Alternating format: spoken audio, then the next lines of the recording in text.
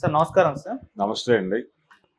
Sir Paritala Ravi murder వెనకాల జగన్మోహన్ రెడ్డి గారి involvement కూడా ఉంది అని చెప్పేసి ఆవిడ సతీమణి పరిటాల సునీత గారు రీసెంట్‌గా కామెంట్ చేయడం జరిగింది సార్. ఇప్పుడు ఆ కామెంట్స్ వైరల్ అయిపోతున్నాయి. మరి నిజంగా అప్పుడు ఏం జరిగింది? పరిటాల రవి మర్డర్ వెనకాల ఎవరెవరు ఉన్నారు? ఏం ప్లాన్ జరిగింది? అప్పుడు ఏం జరిగింది సార్? మరి దానికి వెనకాల నిజంగా జగన్మోహన్ రెడ్డి గారి ఇన్వాల్వ్‌మెంట్ ఉందా సార్? ఈ కామెంట్స్‌ని ఏ విధంగా చూడొచ్చు సార్? మీరేం చెప్తారు? అంటే ఆ రోజున చాలా మంది పేర్లు బయటకొచ్చినాయి. అనంతపురం జిల్లాలో అంటే 2004 ఎన్నికల్లో వైఎస్ రాజశేఖర రెడ్డి గారు గెలిచిన తర్వాత అనంతపురం జిల్లాలో నరమేధం అని చెప్పి ఒక సీడీ పట్టుకొని చంద్రబాబు నాయుడు గారు ఢిల్లీ వెళ్ళి అందరికీ తలో కాపీ ఇచ్చి రావటం అందరికీ తెలిసిన విషయమే. ఆ సందర్భంగా అంటే అక్కడ టార్గెట్ చేసి తెలుగుదేశం కార్యకర్తలని చంపేశారు, దీనిలో జేసీ దివాకర్ రెడ్డి గారి పాత్ర కూడా ఉంది అనేది ఒక ఎలిగేషన్. జేసీ బ్రదర్స్ ప్రధానమైనటువంటి హస్తం ఉంది అనేది ఆ రోజున చంద్రబాబు నాయుడు గారి అభిప్రాయం మాత్రం కాదు, చాలా సీరియస్ క్రిటిసిజం పెట్టారు. ఈ ప్రాసెస్లోనే ఆ హత్యాకాండ జరుగుతున్నటువంటి క్రమంలోనే ఈ హత్య కూడా జరిగింది. పరిటాల రవి హత్య. ఆయన పార్టీ ఆఫీస్లో ఉన్నాడు ఆ రోజు. పార్టీ ఆఫీస్లో ఒక పార్టీ కార్యక్రమంలో అందరూ ఉన్నారు. అందరూ ఉండగా ఆయన ఏదో బయటకు వచ్చి ఫోన్ కాల్ ఏదో మాట్లాడుతూ ఉండగా ఒక వ్యక్తి వచ్చి కాల్చి పారిపోయాడు. ఎవరు ఆ వ్యక్తి అంటే తను మొద్దుసీను. తనే చెప్పుకున్నాడు, నేనే కాల్చాను అని. నేనే కాల్చాను, దేనికి కాల్చాను అనేది కూడా చెప్పుకున్నాడు. అతను దేనికి కాల్చాడు? అతను బావ కళ్ళల్లో వెలుగు చూడటానికి కాల్చాను అన్నాడు. ఎవరా బావ? మద్దెల చెరువు సూర్యనారాయణ రెడ్డి. మద్దెల చెరువు సూర్యనారాయణ రెడ్డికి మొద్దుసీనికి లింక్ ఏమిటి అంటే, ఇతను గుంటూరు జిల్లా, ఆయనేమో అనంతపురం. వీళ్ళిద్దరి మధ్య లింక్ ఏంటి? జైల్లో సంబంధం వీళ్ళిద్దరికి. ఇతను క్రిమినల్, ఇతను జైలుకి వెళ్ళినప్పుడు ఆయన పరిచయం. అక్కడి నుంచి ఈయనకి చాలా హెల్ప్ చేశాడని ఆయన కళ్ళల్లో ఆనందం చూడటం కోసం ఆయన కోరిక అయినటువంటి పరిటాల రవిని చంపాలి అనేటువంటి కోరికని తీర్చేశాను. నేను ఆనందం, మా బావ కళ్ళల్లో ఆనందం చూస్తాను, నాకు ఐఆమ్ హ్యాపీ అన్న పద్ధతిలో ఆయన వీడియో చేశాడు. ఏది ఒక ప్రముఖ టీవీ ఛానల్కి ఇంటర్వ్యూ ఇచ్చాడు ఆయన. ఆయన కోసం జనాలు తిరుగుతున్న టైంలోనే. అయితే మద్దెల చెరువు సూర్యనారాయణ రెడ్డికి అలాగే పరిటాల రవి కుటుంబానికి మధ్యలో తరతరాలుగా వైరం ఉంది. ఈ వైరం పునాది ఏమిటి అనేది కూడా ఎస్టాబ్లిష్డ్, అందరికీ తెలిసిన విషయమే. అక్కడ పరిటాల శ్రీరాములు గారి ఆధ్వర్యంలో మొదలైనటువంటి ఒక రకమైన శివాయిజమ్మ భూములు అంటారు. శివాయిజమ్మ భూములు అంటే పోరంబోకు భూములే. ఆ పోరంబోకు భూములు ఆక్రమణ ఇలాంటి వ్యవహారాలు కొన్ని జరిగినాయి ఆ టైంలో. ఆయన వామపక్ష ఉద్యమాలతో సన్నిహితంగా ఉండేవాడు పరిటాల శ్రీరాములు గారు.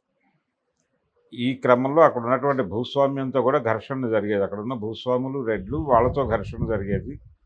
ఈ ఘర్షణ జరుగుతున్నటువంటి క్రమంలో ఇతన్ని ఎలిమినేట్ చేయాలని వాళ్ళు ప్లాన్ చేసి ఇతని దగ్గర ఉన్నటువంటి మనుషుల్ని వాళ్ళు తమ వైపుకు వాల్చుకుని వాళ్ళతో ఆయన్ని హత్య చేయించారు. పరిటాల శ్రీరాములు ఆయన రైటర్ కూడా. ఆయన రాసిన కవిత్వం విప్లవ రచయితల సంఘం పబ్లిష్ చేసింది. కేవీ రమణారెడ్డి గారు కార్యదర్శిగా ఉన్న రోజుల్లో ఆయన వెర్సన్ మెంబర్. అలాగే అక్కడ పీపుల్స్ వార్ పార్టీకి కొంత వెన్నుదన్నుగా కూడా ఉండేవాడు ఆయన. ఈ క్రమంలోనే అనంతపురం యూనివర్సిటీకి చెందినటువంటి కృష్ణారావు గారు, వీళ్ళు కృష్ణా జిల్లా నుంచి వెళ్ళి అక్కడ చదువుకుంటున్నటువంటి విద్యార్థులు కూడా ఈయనతో సంబంధాల్లో ఉండేవారు. ఈ ప్రాసెస్లోనే ఈ శివాయిజమ్మ భూముల పోరాటం జరుగుతున్న క్రమంలోనే పరిటాల శ్రీరాములు గారి అబ్బాయి పరిటాల హరి, అతన్ని పోలీసులు కాల్చి చంపేశారు. కాల్చి చంపేసిన తర్వాత పరిటాల రవి కొంత అంటే పార్టీలోనే ఉన్నాడు, కానీ అతనికి ఒక సంశయావస్థలో ఒక దశలో వచ్చాడు. ఎప్పుడు వచ్చాడు అంటే కరెక్ట్గా కొండపల్లి సీతారామయ్య గారికి అలాగే పార్టీలో గణపతికి మధ్యలో ఒక కాన్ఫ్లిక్ట్ నడుస్తున్నటువంటి టైంలో ఈయన ఎవరి సైడ్ ఉండాలి అనేటువంటి ఒక వ్యవహారంలో ఇటువైపు మొగ్గుతూ నెమ్మదిగా తెలుగుదేశం పార్టీలోకి ప్రయాణం చేశాడు పరిటాల రవి. ప్రయాణం చేసిన తర్వాత కూడా ఆయన అంటే ఒరిజినల్గా అక్కడ ఫ్యాక్షన్ ప్రోగ్రామ్ ఒకటి నడుస్తుంది. అంటే పరిటాల శ్రీరాములు గారిని హత్య చేసిన కుటుంబం మీద, మద్దెల చెరువు ఫ్యామిలీ మీద ఈయన రివెంజ్ ప్రోగ్రామ్స్ చేశాడు 2-3. అందులో భాగంగానే టీవీ బ్లాస్ట్ జరిగింది. వాళ్ళ ఇంట్లో టీవీ రిపేర్ అయితే వీళ్ళు బాగు చేసి అక్కడ పెట్టారు. అందులో బాంబు ఉంది. వాళ్ళ డ్రాయింగ్ రూమ్లో బాంబు బ్లాస్ట్ అయ్యి చనిపోయారు. అందులో మద్దెల చెరువు సూర్యనారాయణ రెడ్డి మదర్ చనిపోయింది. ఇవన్నీ ఉన్నాయి. ఈ క్రమంలోనే వీళ్ళని నిర్మూలించడానికి వాళ్ళని నిర్మూలించడానికి వీళ్ళు ప్రయత్నాలు జరుగుతూనే ఉన్నాయి అక్కడ. ఈ ఫ్యాక్షను, లెఫ్ట్ ఓరియంటేషను ఇవన్నీ లింక్ అయిపోయి పరిటాల రవి తెలుగుదేశం పార్టీలో చేరిన సందర్భంలో రామారావు గారు కొంచెం ఎక్కువ ప్రాధాన్యత ఇచ్చాడు. ఎక్కువ ప్రాధాన్యత ఇచ్చి కార్మిక మంత్రిని చేశాడు. ఈ క్రమంలో నెమ్మదిగా అనంతపురం జిల్లాలో ప్రతి యాక్టివిటీని తన కంట్రోల్లోకి తీసుకునే ప్రయత్నం పరిటాల రవి చేశాడు. ఎప్పుడైతే ఈ ప్రాసెస్ జరుగుతోందో ఈ క్రమంలో వైఎస్ రాజారెడ్డికి అలాగే ఆయనకి అక్కడ కూడా వ్యాపారాలు ఉన్నాయి. కడపతో పాటు రాయలసీమలో చాలా ప్రాంతాల్లో ఉన్న వ్యాపార సంబంధాలు, ఇతర లావాదేవీల్లో భాగంగా రాజారెడ్డి గారికి అక్కడ కూడా లింకులు ఉన్నాయి. ఆయన పరిటాల రవితో కలిసి మాట్లాడి ఆయనతో భోజనం చేసినటువంటి సందర్భాలు కూడా ఉన్నాయి. ఇలా వీళ్ళ రిలేషన్ నడుస్తుండగా పార్టీకి సంబంధించిన రైవలరీ ఒకటి ఉంది. పార్టీ అనేది నామమాత్రం రాయలసీమలో ఫ్యాక్షనే, అంతకు మించి మరేం లేదు. రాజకీయ కమిట్మెంట్లు అలాంటివి ఏం లేవు. తన వ్యాపారం అంటే తను ఎక్స్పాండ్ అవుదాం అనుకున్నటువంటి ఏరియాలో ఇంకొక ఎలిమెంట్ ఎదుగుతోంది అనేది కొంత ఇబ్బందికరమైన పరిస్థితి ఎదుర్కొన్నాడు ఆయన. ఈ ప్రాసెస్లోనే ఈ హత్య జరగటం అనేది మధ్యలో ఆయన రాజారెడ్డి గారు వెళ్ళిపోయాడు, ఆయన చంపేశారు. ఆ చంపేసిన తర్వాత నెమ్మదిగా అనంతపురం జిల్లాలో పూర్తి స్థాయిలో వీళ్ళిద్దరి మధ్య కేంద్రీకృతం అయిపోయింది. ఎవరు జేసీ బ్రదర్స్, వాళ్ళు తాడిపత్రి నుంచి కొంత రాజ్యం నడిపేవారు. మిగిలిన ప్రదేశంలో ఆయన హవా నడిచేది పరిటాల రవికి 2 రకాల బలాలు ఉన్నాయి ఆయనకు. ఒకటేమో తెలుగుదేశం పార్టీ బలం పొలిటికల్గా. అప్పటికి నిజానికి చంద్రబాబు నాయుడుతో పూర్తి సయోధ్యలో కూడా లేడు ఆయన. ఎన్టీఆర్కి చంద్రబాబు గారు వెన్నుపోటు పొడిచినప్పుడు ఎన్టీఆర్తో ఉన్నాడు అతను పరిటాల రవి. ఆ తర్వాత ఇటువైపు వచ్చాడు, ఈ గ్రూప్లోకి వచ్చాడు ఆయన. అయితే ఆయన మనసులో చంద్రబాబు కంటే ఎన్టీ రామారావుకే విధేయుడు. అది చంద్రబాబుకి తెలుసు. ఆయన కొంత లిమిటేషన్లో ఉండేవాడు పరిటాల రవితో. అందుకనే ఆయన ఇమ్మీడియట్గా చంద్రబాబు సీఎం అయిన తర్వాత తన క్యాబినెట్లోకి తీసుకోలేదు పరిటాల రవి. రామారావు గారి క్యాబినెట్లోనే ఆయన కార్మిక శాఖ మంత్రిగా పనిచేశాడు. ఇది ఇంటర్నల్ గొడవ తెలుగుదేశం పార్టీలో పరిటాల రవి కండిషన్. ఈ కండిషన్ ఇలా నడుస్తూ ఉండగానే ఈ వ్యాపారాలకు సంబంధించిన లావాదేవీలు, బెంగళూరుకు విస్తరించిన వ్యాపారాల్లో జగన్మోహన్ రెడ్డి కొంచెం అతను కూడా చిరాకు పడిన సందర్భాలు ఉన్నాయి ఇతని మీద. ఈ ప్రాసెస్లో 2-3 సందర్భాల్లో అతను ఎక్కడో మాట్లాడాడు. ఆ మాట్లాడినవి ఇవన్నీ తీసుకుని పరిటాల రవి హత్య జరిగినప్పుడు అసెంబ్లీలో చాలా పెద్ద ఎత్తున గొడవ జరిగింది. ఇందులో జగన్మోహన్ రెడ్డి పాత్ర ఉంది, అలాగే జేసీ దివాకర్ రెడ్డి గారి పాత్ర ఉంది. అప్పుడు మంత్రి ఆయన, పంచాయతీరాజ్ వ్యవహారాలే చూసేవాడు ఆయన. ఆయన మీద వీళ్ళ మీద ఆల్రెడీ అంతకుముందు పరిటాల రవి హత్యకు ముందు అక్కడ కొన్ని మర్డర్స్ జరిగినాయి అనంతపురం జిల్లాలో. ఆ హత్యలు ఎలా జరిగినాయి అనేది కూడా వీడియోలు ఉన్నాయి. ఆ వీడియోస్తో సహా కలిపి ఒక సీడీ చేసి పంపించారు ఢిల్లీకి. దాదాపుగా మొన్న జగన్మోహన్ రెడ్డి చేసింది అదే. కూటమి ప్రభుత్వం అధికారంలోకి వచ్చాక ఆయన ఢిల్లీ వెళ్ళి జంతర్ మంతర్ దగ్గర ధర్నా కార్యక్రమం, మమ్మల్ని 60 మందిని 600 మందిని చంపేశారని లిస్టు చెప్పాడు ఆయన. దాదాపు ఇలాంటిదే, ఈ లెవెల్లో కాదు కానీ ఇంకొంచెం గౌరవప్రదంగానే చంద్రబాబు నాయుడు వెళ్ళి అక్కడ ఈ విషయాన్ని ప్రజెంట్ చేసే ప్రయత్నం అయితే చేశాడు. అప్పటికింకా పరిటాల రవి హత్య జరగల, చంద్రబాబు ఢిల్లీ వెళ్ళే నాటికి. ఆ తర్వాత జరిగింది ఈ ఇన్సిడెంట్.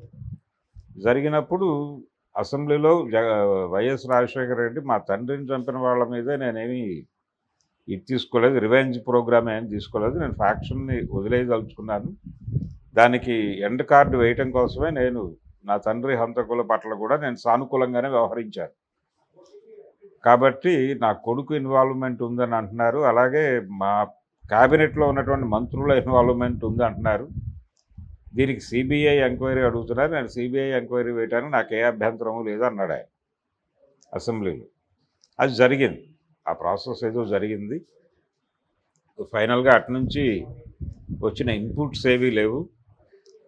టోటల్గా అన్ని కోణాల్లోనూ మద్దెల చెరువు సూర్యనారాయణ రెడ్డి మీదకే కాన్సన్ట్రేట్ అయింది ఆ హత్య, పరిటాల రవి హత్యకు సంబంధించి. బ్రెయిన్ బిహైండ్ రకరకాలు ఉండొచ్చు, అంటే దానికి చాలా డబ్బులు నడిచి ఉండొచ్చు, దానికి వాటాలు వేసుకుని ఉండొచ్చు. ఆ ఏరియాలో ఒక పవర్ సెంటర్ ఉండకూడదు అనే ఉద్దేశంతో ఆ పవర్ సెంటర్ ఉండటం వల్ల ఇబ్బంది ఎవరెవరికి కలుగుతుందో వాళ్ళందరూ పార్టిసిపేట్ చేసి ఉండొచ్చు. ఆ రోజున కడప ఎంపీగా ఉన్నాడు ఇతను. కడప ఎంపీగా ఉన్నటువంటి జగన్మోహన్ రెడ్డి వీళ్ళ ప్రమేయం ఉంటే, అంటే కాంగ్రెస్ పార్టీ వైపు నుంచి మాత్రమే కాదు, కాంగ్రెస్ పార్టీ అనేది డొల్ల, కాంగ్రెసు తెలుగుదేశం కాదు, అక్కడ వ్యాపారము ఇతర వ్యవహారాలే ప్రధానం. వీళ్ళ ఆధిపత్యాన్ని తుదముట్టించడానికి వాళ్ళ ఆధిపత్యాన్ని ఎంటర్ కాకుండా చూసుకోవటం, అంటే తమ ఆధిపత్యంలో ఉన్నటువంటి ప్రాంతంలోకి ఇంకొక శక్తి ఎంటర్ కాకుండా అడ్డుకోవటం అనేది వీళ్ళ కార్యక్రమం. వీళ్ళని అడ్డు తొలగించైనా ఇక్కడికి ఎక్స్పాండ్ కావాలి, టోటల్గా రాయలసీమ మన కంట్రోల్లో ఉండాలనే ప్రోగ్రాం ఉన్నప్పుడు అనివార్యంగా ఘర్షణ ఉంటుంది. అంతకుముందు రాజారెడ్డితో ఉన్న ఘర్షణ కూడా అదే, పరిటాల రవికి. కనుక ఆ నేపథ్యం కొంత తెలిసి ఉండటం చేత ఆవిడ ఆ మాటలు మాట్లాడారు సునీత గారు. కాబట్టి అయితే ఇనీషియల్గా ఆయన ఇన్సిడెంట్లో ఉన్నాడా లేకపోతే పార్టిసిపేషన్ ఇది కాదు, బ్రెయిన్ బిహైండ్ అనేది ఆవిడ ఉద్దేశం. ఆ బ్రెయిన్ బిహైండ్ చాలామంది ఉండొచ్చు, అది కాన్షియస్గా వైఎస్ రాజశేఖర రెడ్డి గారికి కూడా సూచనప్రాయంగా తెలిసి ఉండొచ్చు.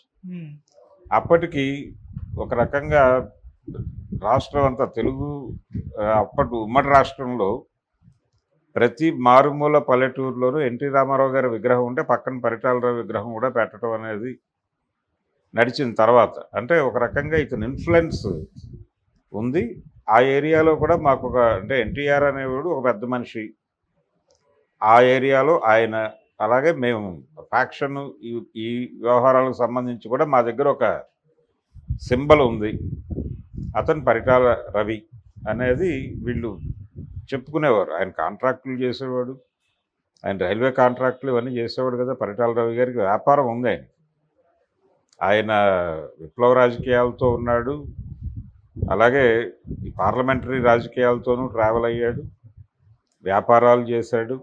అందులో భాగంగా చాలామందిని కలుపుకుని వెళ్ళాడు, బెదిరింపులు ఇవన్నీ నడిచాయి. ఆయన ఏమీ సాధు జంతువుగా లేడు. ఆయన పద్ధతిలో ఎదుగుతూ, ఆ ఎదుగుతున్నటువంటి క్రమంలోనే తన తండ్రి గారి జీవిత చరిత్రను సినిమా తీశాడు. అంటే ఆ జిల్లాకి వాళ్ళ కంట్రిబ్యూషన్ ఏమిటి అనేది ప్రపంచానికి తెలియజేయడం కోసం ఆ సినిమా తీశాడు ఆయన. నిజానికి ఆ కుటుంబం వెళ్ళింది ఎక్కడి నుంచి, కృష్ణా జిల్లా నుంచి. కృష్ణా జిల్లా నుంచి వెళ్ళి అక్కడ సెటిల్ అయినటువంటి ఫ్యామిలీ. ఆ పరిటాల అనే ఇంటి పేరు చూస్తే అర్థమైపోతుంది వాళ్ళ రూట్స్ ఎక్కడ ఉన్నాయనేది. ఇలా ఒక ఫ్యాక్షన్ తగాదాలో వీళ్ళ పార్టిసిపేషన్ ఉండటానికి అవకాశం ఉందని ఆ రోజున ప్రపంచం అంతా నమ్మిన విషయం. అదే మాట్లాడింది ఆవిడ కొత్తగా. అంటే ఆ రోజున చర్చలు తెలిసిన వాళ్ళకి అది తెలుసు, కానీ ఇప్పుడు కొత్తగా ఇదేదో కొత్త కోణం ఉంది, దీనిలో ఇటు నుంచి జగన్మోహన్ రెడ్డిని అటాక్ చేయొచ్చు, లేదు ఆ కేసులో జగన్మోహన్ రెడ్డిని అరెస్ట్ చేస్తారు, ఇవన్నీ జరగవు. ఇప్పుడేదో ఆ కేసు రీఓపెన్ చేసి ఇప్పుడు ఆల్మోస్ట్ మద్దెల చెరువు లేడు, ఉన్నవాడు భాను. ఆ భాను పరిస్థితి ఏంటో తెలియదు. అతనికి ఈ గొడవతో సంబంధం లేదు, ఈ ఫ్యాక్షన్తో సంబంధం లేదు. అతని గొడవ సూర్యనారాయణ రెడ్డితో, అది వాళ్ళిద్దరి మధ్య పర్సనల్ గొడవ, దానికి పరిటాలకి సంబంధం లేదు. కాబట్టి ఆల్మోస్ట్ దీనికి ఆ ఫ్యాక్షన్కి సంబంధించిన రూట్స్ అన్నీ క్లియర్ అయిపోయాయి. కాకపోతే ఆవిడ ఆవేదన వ్యక్తం చేస్తూ ఉన్నారు అంతే. ఆ ఆవేదన మీద కొంతమంది అయ్యో అని అంటారు తప్ప ఇప్పుడు లీగల్గా జరిగేది ఏం లేదు. దానిలో లీగల్గా జగన్మోహన్ రెడ్డికి వచ్చినటువంటి ఇబ్బంది ఏం లేదు. ఆ ఏరియాలో కూడా మాకు ఒక ప్రావీణ్యం ఉంది అని చెప్పుకోవడానికి ఆయనకు ఉపయోగపడుతుంది తప్ప చాలా ఆరోపణలు ఉన్నాయి ఇలాంటివి. సత్యం రామలింగరాజు గారి మీద ఆయన వైఎస్ సమక్షంలోనే చేసుకున్నాడు జగన్మోహన్ రెడ్డి అనే ఆరోపణ కూడా ఉంది కదా. చూసిన వాడు ఎవడు అనేది వేరే గొడవ, బయట సర్క్యులేషన్లో ఉన్న వాస్తవం అది. అంటే చాలామంది నోట నానిన మాట అది. ఈ మైటాస్ అనేటువంటి కంపెనీ చేతుల్లో నుంచి మెట్రో ట్రైన్ కాంట్రాక్ట్ బయటకు రావటము, అలాగే సత్యం కొలాప్స్ అవటం, సత్యం మీద ప్రెజర్ తీసుకురావటం రామలింగరాజు మీద, ఈ ప్రెజర్లో భాగంగానే ఆయన అంతర్ధానం కావాలని నిర్ణయించుకోవటం, సరెండర్ అయిపోవటం, ఈ గందరగోళం అంతా కూడా వీళ్ళ ప్రెజర్ వల్లనే జరిగింది అనే అభిప్రాయం చాలామందిలో ఉంది. ఈ ప్రాసెస్లోనే రామలింగరాజు మీద చేయి చేసుకున్నాడు జగన్మోహన్ రెడ్డి అనేటువంటి అభిప్రాయం కూడా ఉంది. ఇలా ఆయన దుడుకుతనము, ఆయన దుడుకు స్వభావానికి సంబంధించిన వ్యవహారాలు కథలుగా చెప్పుకుంటారు ఇప్పటికీ.